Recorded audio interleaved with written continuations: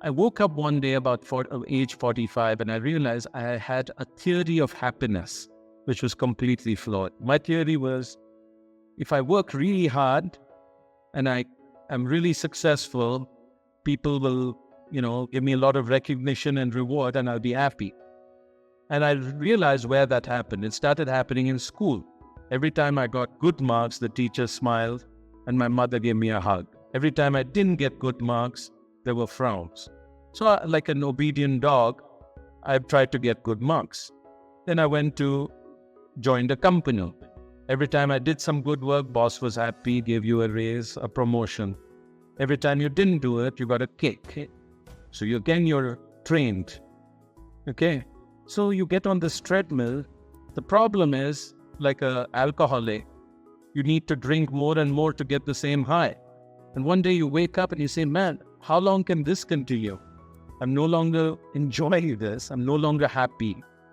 So I spent 10 years reading about the literature from different religious faiths. I went through counseling to understand this issue of happiness. First of all, happiness has nothing to do with success or achievement or what you have in your life.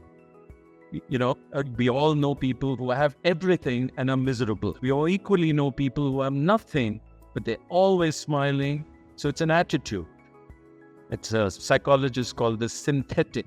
Synthetic means it's manufactured by our mind.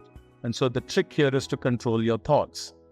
The second thing I learned painfully is the more you think about yourself, the more unhappy you're likely to be. The more you lose yourself, the more happy you are. So you can only be happy if you forget about yourself. It's been a very good lesson for me. The third one is acceptance. And, there was a beautiful moment for me when the shoe dropped. Irfan Khan, the actor, he was dying, very young, cancer.